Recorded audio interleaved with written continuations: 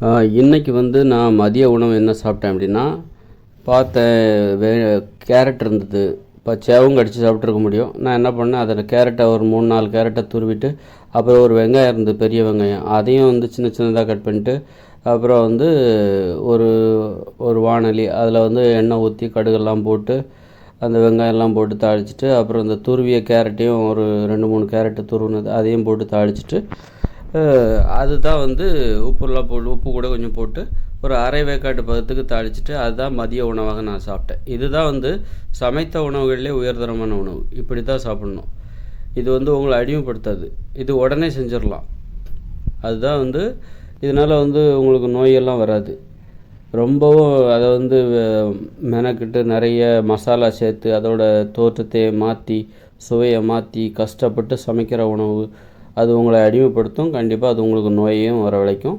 முழுவதுமாக வேக வைக்கப்படும் பொழுது அதனுடைய இயற்கையான சுவை மற்றும் இயற்கையான சத்து எல்லாமே நீங்கிவிடும். அது வேறு ஒன்றாக அது மாறிவிடும். அதனால் அதை ஒரு அரை வேக்காட்டு பச்சையாக கூட சாப்பிட்லாம். சரி, பரவாயில்ல.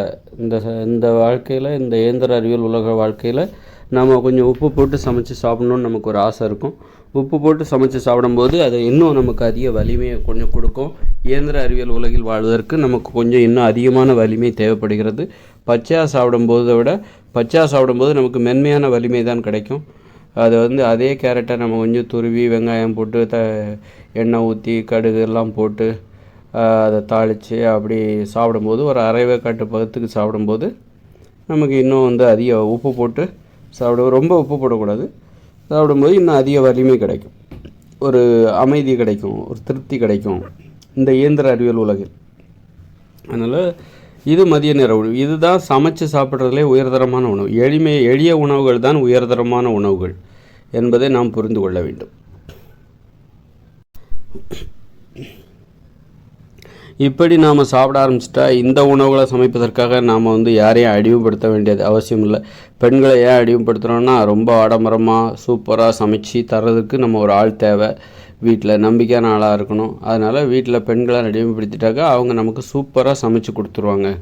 அந்த மணக்க சமைச்சு கொடுத்துருவாங்க அப்படின்னு சொல்லிட்டு ரொம்ப ரொம்ப கஷ்டப்பட்டு அவங்க 2-3 மணி நேரம் கஷ்டப்பட்டு அந்த சமையலை செஞ்சு உங்களுக்கு வச்சுருவாங்க. காலை உணவு, மதிய உணவு, இரவு உணவு, அப்படி இடையிடையே உங்களுக்கு ஸ்நாக்ஸ்.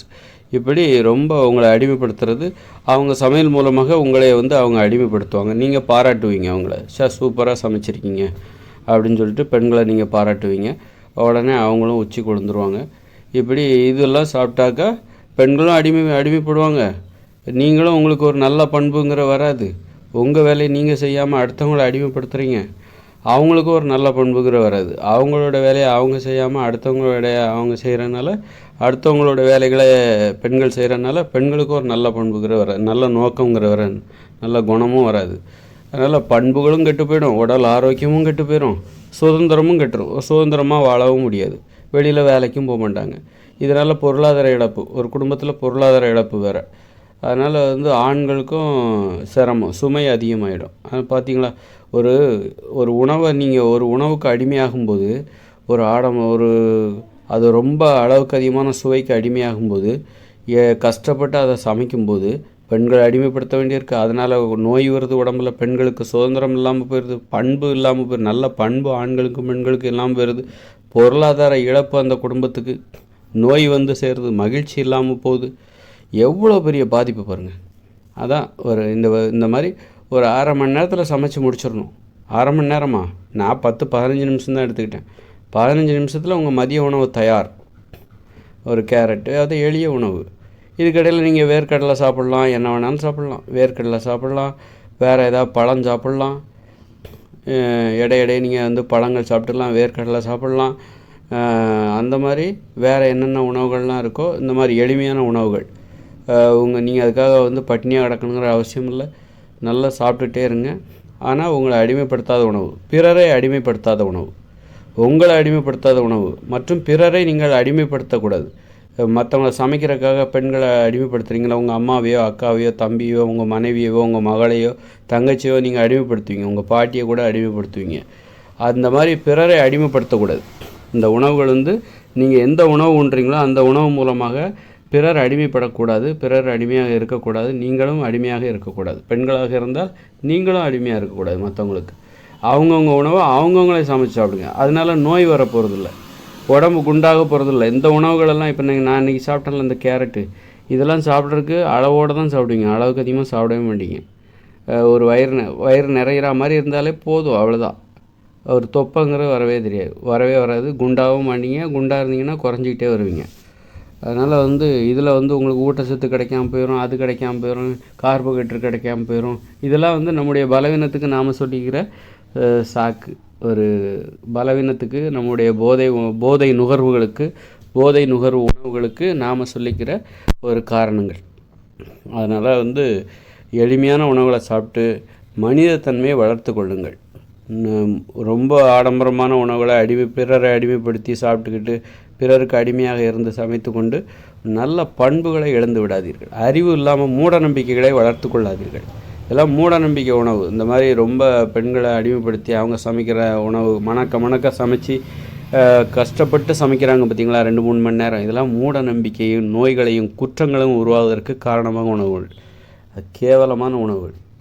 இட்லி, பூரி, பொங்கல், தோசை, பிரியாணி, பழைய சாதம், பஜ்ஜி, சமோசா, பரோட்டா, பூரி, தோசை, இந்த மாதிரி ஸ்வீட்டு, பேக்கரி உணவுகள், இதெல்லாம் மலிவான, மோசமான, கேவலமான குற்ற உணவுகள்.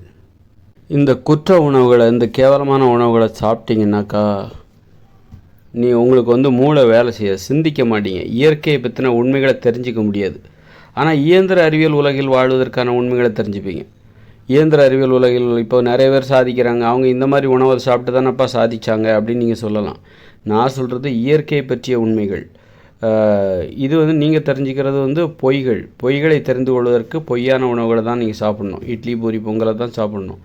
அப்புறம் நோய் வரும், அவஸ்தைப்படுவீங்க. அப்புறம் வேறு வழியில் உணவு கட்டுப்பாட்டுக்கு வருவீங்க. அப்போ தான் நீங்கள் இயற்கையை பற்றின உண்மை தெரிவிங்க. இந்த மாதிரி உணவுகள்லாம் மக்கள் சாப்பிட்றாங்க, இதெல்லாம் தப்பு அப்போ தெரிஞ்சுப்பீங்க.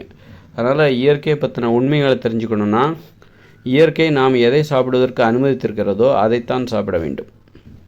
இந்த உணவுகள் இவ்வளோ கேவலமான உணவுகள் நான் ஏன் சொல்கிறேன் அப்படின்னா, இது இதெல்லாம் சாப்பிட்றாங்க, அதை நான் இவ்வளோ வன்மையாக விமர்சிக்கிறேன் அப்படின்னா, அதனால தான் நாம் இவ்வளோ குற்றங்கள், நோய்கள் எல்லாம் அதுக்கு தான் காரணம். இன்றைக்கி நிறைய பேர் சின்ன வயசுலேயே செத்து போகிறாங்க. இதுக்கு எல்லாத்துக்கும் காரணம் இந்த நோய்கள், இந்த உணவுகள் தான். இந்த மலிவான உணவுகள், இந்த கேவலமான உணவுகள் தான். இட்லி, பூரி, பொங்கல், தோசை, இது மாதிரியான உணவுகள் தான் நம்ம நிறைய பேருக்கு நோய்கள் வருவதற்கும், குற்றங்கள் நடைபெறுவதற்கும், அடிமைத்தனம் இங்கு பரவியதற்கும், பெண்கள் அடிமைப்படுத்தப்பட்டதற்கும், இங்கே நிறைய குற்றங்கள் அந்த மாதிரி நிறைய பிரச்சனைகள் உருவானதுக்கும், நிறைய பேர் குறைஞ்ச வயசுலேயே செத்து போகிறதுக்கும் இதுதான் காரணம். அதனால் இது ஒரு பீடி சிகரெட்டை பிடிக்கிற மாதிரி தான் இது. பீடி சிகரெட்டு தினமும் தண்ணி அடிக்கிற மாதிரி தான் இது. அது எவ்வளோ மோசமானதோ அதோட தொடர்புடையது தான் அது. அந்த மதுபானத்தோட, அந்த சிகரெட்டின் நண்பர்கள் தான் இந்த இட்லி, பூரி, பொங்கல், இது போன்ற மலிவான உணவுகள். அதனால தான் இதை நான் கேவலமான உணவுன்னு நான் சொல்கிறேன். ஏராளமான மக்களை கொன்று குவித்த உணவுகள் இதெல்லாம். விஷங்கள், இதெல்லாம் விஷம், நச்சு உணவுகள். இப்போ நான் இன்றைக்கி சாப்பிட்டேன்ல அந்த கேரட்டு, அப்புறம் வெங்காயம், அவ்வளோதான். இதை துருவி போட்டு தாளித்து கடுகு, கொத்தமல்லி தலை, கருவேப்பிலெல்லாம் போட்டு தாளித்து ஒரு அரை வேக்காட்டு பதத்தில் எடுத்து சாப்பிட்டேன் பார்த்திங்களா. இதுதான் சமைத்த உணவு. கொஞ்சம் உப்பு போட்டேன், அவ்வளோதான். இதுதான், வேறு இந்த மசாலா பெருசாக எதுவும் போடவே இல்லை. இதுதான் சமைத்த உணவுகளிலே உயர்தரமான உணவுகள். எளிய உணவுகள் தான் உயர்தரமான உணவுகள் என்பதை நாம் தெரிந்து கொள்ள வேண்டும். அதனால் நமக்கு ஒரு நல்ல பண்புங்கிறது எப்படி நல்ல உணவுகளை சாப்பிடும்போது தான் வரும். நாம் என்ன உணவுகளை சாப்பிட்றோமோ அதுதான் நமது குணத்தை தீர்மானிக்கும், நமது பண்புகளை தீர்மானிக்கும். அதனால் மாமிச உணவுகளை சாப்பிட்டாக்கா நம்முடைய பண்பு மட்டமாக மாறிவிடும். மட்டமான குணம்தான் இருக்கும் மாமிசம் சாப்பிடுபவர்களுக்கு. அதனால் அது மட்டமான உணவு, மலிவான உணவு, கேவலமான உணவு, கேவலமான குணங்கள் தான் நமக்கு வரும். அதனால் நமது குணத்தை தீர்மானிப்பது நமது உணவுகள் தான். நமது உடல் ஆரோக்கியமாக இருந்தால் தான் நம்முடைய குணமும் ஆரோக்கியமாக இருக்கும். நோய்களை தருகிற உணவுகளை சாப்பிட்டா நமது குணத்திலும் நோய் ஏற்பட்டுவிடும், நமது பண்புகளிலும் நோய்வாய்ப்பட்டுவிடும். நோய்வாய்ப்பட்ட பண்புகள் நமக்கு வந்துவிடும். குறுகிய உணர்ச்சிகள் அதிகரித்து விடும். அன்பு பாசம் என்பது இல்லாமல் போய்விடும். நோய்வாய்ப்பட்டவர்களுக்கு அன்பு பாசம் எப்பொழுதும் இருக்காது. ஏன்னா அவர்கள் எப்போதும் வலியோடு இருப்பார்கள். வலியோடு இருக்கிறவர்களுக்கு அன்பு பாசம் என்பது இல்லாமல் போய்விடும், குறைந்து விடும். அதனால தான் ஆரோக்கியமாக இருக்கணும். ஆரோக்கியமாக இருந்தால் தான் அவர்களுக்கு அன்பு இருக்கும், அவர்களையும் மற்றவர்கள் நேசிப்பார்கள், அவர்களும் மற்றவர்களையும் நேசிப்பார்கள். பண்பு நல்லாயிருக்கும். அதனால் ஆரோக்கியமாக இருப்பதற்கு எந்த உணவு சிறந்ததோ அதுதான் உங்களுக்கு நல்ல பண்புகளை ஏற்படுத்தும் என்பதில் நீங்கள்